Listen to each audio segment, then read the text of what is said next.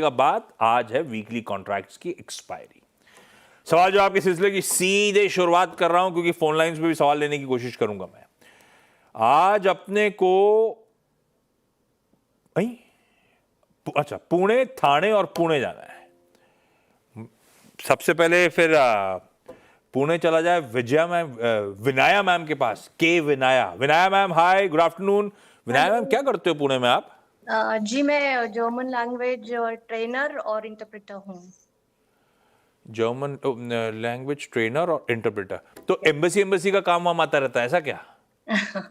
और मैं पहला तो मेरा गुड आफ्टरनून टू एवरीवन। और ये होली के बाद ग्रीन कलर जो दिख रहा है वो थोड़ा ऐसे प्रॉमिसिंग लग रहा है एकदम शेयर मार्केट में।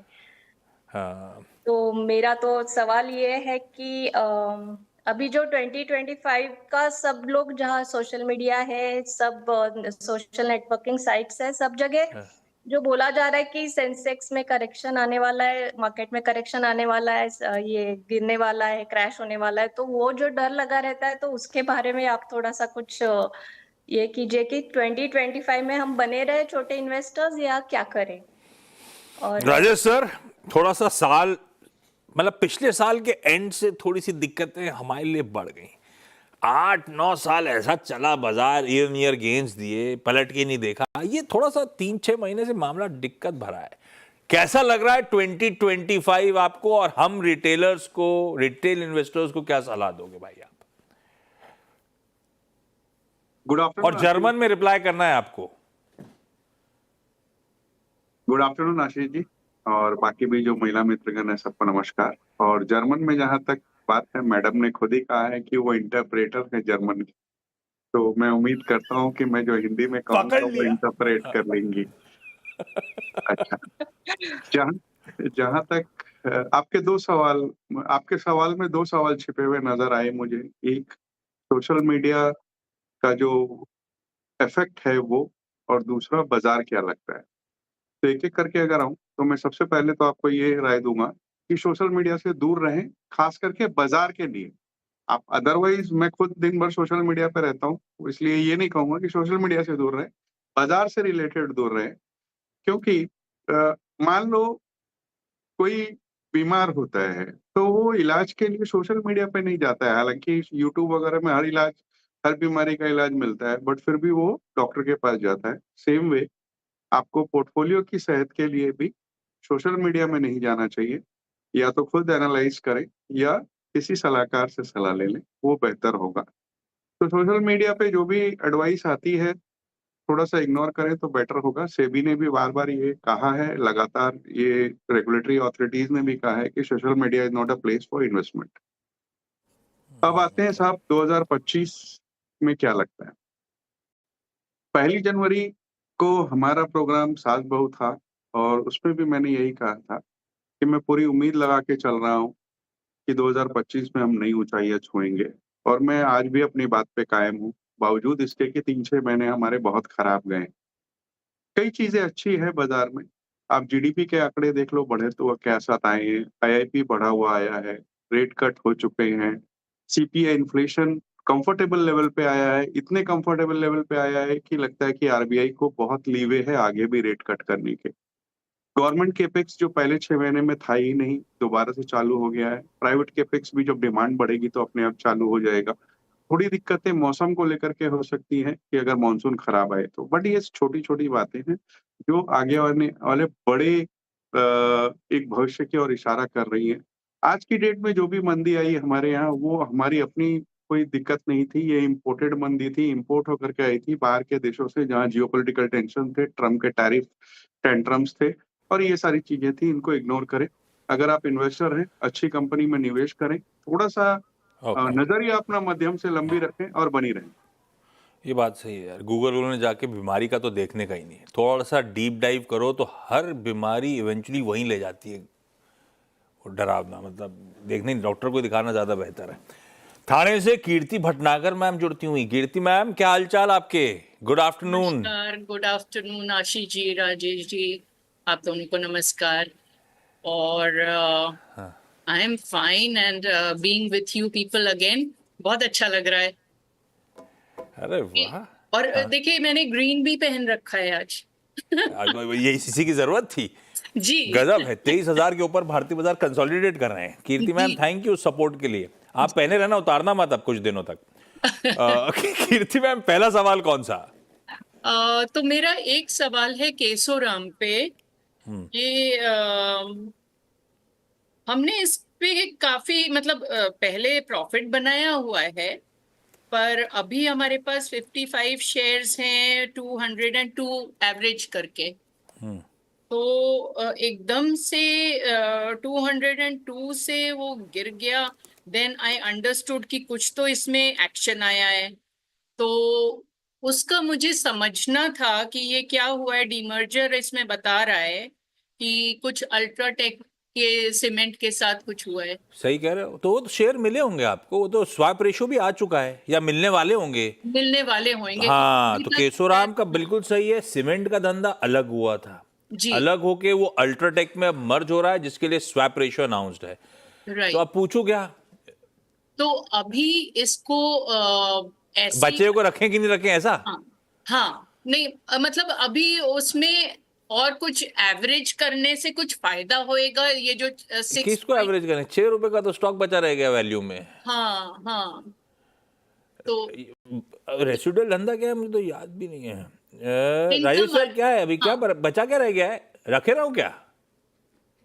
देखिए, सबसे पहले इस पे आते हैं तो इनको 52 शेयर पे 1 शेयर अल्ट्राटेक के मिलेंगे। इनके 55 शेयर है, मतलब इनको 1 शेयर अल्ट्राटेक का मिलने वाला है। बाकी के 3 शेयर के बदले में कुछ कैश कंपोनेंट आएगा बाद में कंपनी की तरफ से। अब जो रेसिडुअल रह गया है, क्योंकि सीमेंट बिजनेस डीमर्ज किया गया था और अल्ट्राटेक में मर्ज किया गया था, इसमें रेसिडुअल इनकी होली ओन्ड सब्सिडियरी सिग्नेट है, उसमें रेयन का और पेपर का बिजनेस रह गया है, जो लगातार घाटे में चल रहा है। FY24 में भी अच्छा खासा घाटा आया था। अब इसमें ऐड करने को कुछ है नहीं। आपकी जो ये कॉस्टिंग है, आप इसको अल्ट्राटेक के साथ जोड़ करके देखिए, उसके बाद में विचार करिए कि आप लॉस में है या प्रॉफिट में है। और रही बात और ऐड करने की, तो इसमें और ऐड करने को कुछ है नहीं। अभी लोअर सर्किट में चल रहा है, जहाँ भी आपको मौका मिले, 6-7 रुपए के रह गए हैं, इसको निकल जाए बेहतर होगा। और जो अल्ट्राटेक के शेयर मिलेंगे उन्हें कंटिन्यू कर लें। और अगर नया पैसे डालने की सोच भी रही है तो अल्ट्राटेक को लें, केशोराम को नहीं। फोन लाइन पे डॉक्टर साहब कौन जुड़ा फोन लाइन पे? भावना मैम दिल्ली से जुड़ती हुई। भावना मैम, हाय, गुड आफ्टरनून। भावना मैम, सवाल पूछें। Good afternoon Ashish ji. आशीष जी, मुझे चेक करना है, मेरे पास पीएनबी गिल्ड के शेयर हैं, 20,000 शेयर हैं एट द रेट ऑफ 108। और लिया क्यों था भावना मैम? ट्रेडिंग वेडिंग के लिए लिया था या लंबी अवधि के हिसाब से सोचा था? ट्रेडिंग के लिए। और स्टॉप लॉस नहीं लगाया, 30 रुपए के आसपास लॉस। अब तो फंड लिया ट्रेडिंग के लिए था, वो गावस्कर कहते हैं ना, वो अभी फंस गया मामला, तो हम इन्वेस्टर टाइप बन गए हैं। क्या करने का है अग्रवाल सर? एक बहुत अच्छी कंपनी है, कहा जाए तो डेट मार्केट की इकलौती प्लेयर है जो लिस्टेड है, पंजाब नेशनल बैंक की सब्सिडियरी है और लगातार अच्छा डिविडेंड देती आई है। लेकिन दिक्कत ये है कि पिछले दिनों पिछले क्वार्टर में जो नंबर्स आए, पहली बार शायद इन्होंने लॉस डिक्लेयर किया बहुत दिनों बाद। मैनेजमेंट में, टॉप मैनेजमेंट में चेंज आ रहा है। अब चौथी तिमाही में भी अगर नंबर दबाव में रहे तो मुझे लगता है कि यहाँ दिक्कत हो। तो इस वक्त बनी रहे, चौथी तिमाही के नंबर का इंतजार करें, नए एडिशन की सोचे भी ना, और उछाल पे निकलने की सलाह रहेगी। निकलने की सलाह? भाई कीर्ति मैम, बताया जा रहा है पोएम वेम लेके आए हो वापस आप। मैं आ रहा हूं आपके पास, आप पोएम रेडी करो। पहले विनायक जी के पास पुणे जाया जाए। विनायक जी, अगला सवाल। हाँ, मैंने जोमेटो लिया है 220 शेयर 3,800 शॉर्ट टर्म के लिए, तो क्या रहेगा? शॉर्ट टर्म के लिए जोमेटो 220 पे खरीदा हुआ। राइट सर, सही आइडिया आएगा। बहुत पिटे हैं वैसे स्विगी जोमेटो। जोमेटो तो फिर भी रह रहे कि रिकवर करने की कोशिश कर रहा है। कैसा लग रहा है?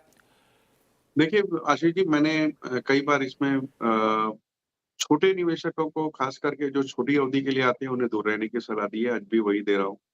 वैल्यूएशन बहुत स्ट्रेच है, कंपटीशन बढ़ता हुआ नजर आया है, फिर चाहे वो फूड डिलीवरी का हो या क्विक कॉमर्स का हो। क्विक कॉमर्स की बात की जाए, जहाँ कंपनी का पूरा फोकस है, तो फिर वो इंस्टा, स्विगी से, जेप्टो से, सारे से ही इनके कंपटीशन आता जा रहा है। नए लोग भी एंटर कर रहे हैं क्विक कॉमर्स पे। पहले इन्होंने कहा था कि 2000 डार्क स्टोर 26 तक जोड़ेंगे, अब 25 तक जोड़ने की बात कर रहे हैं, जिससे आने वाले दिनों में और भी प्रेशर नजर आएगा नंबर्स पे।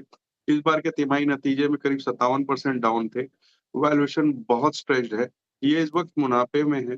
पूरा नहीं तो कम से कम थोड़ा-सा अपना होल्डिंग जो है वो कम कर ले, यही राय रहेगी।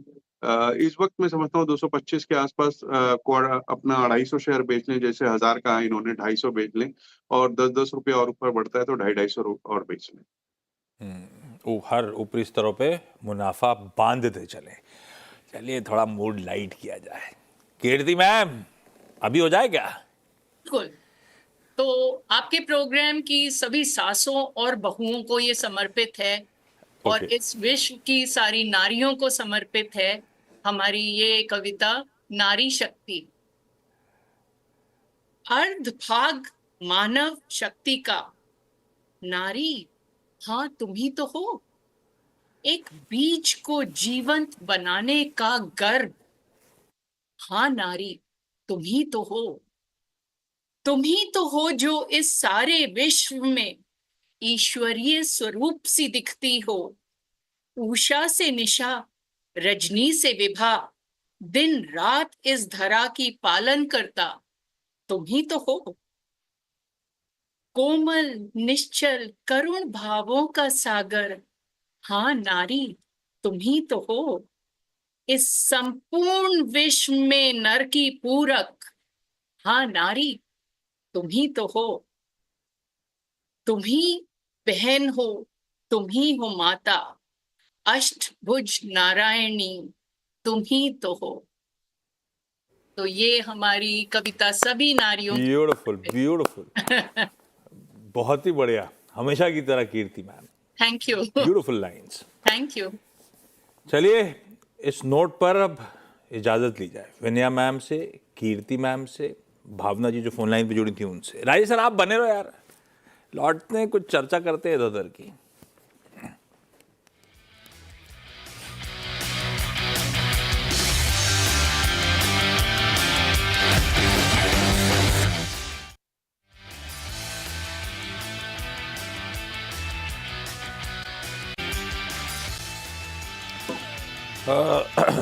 राजेश सर आपने तो कुछ देखा नहीं होगा, वैसे कल कोई रिलीज नहीं, कल एक वो स्नो वाइट वापस रिलीज हो रही है। मुझे तो खैर 1930s और 40s की एक स्नो वाइट थी, बच्चों के साथ आज भी देखता हूँ, उतनी इंजॉय करता हूँ।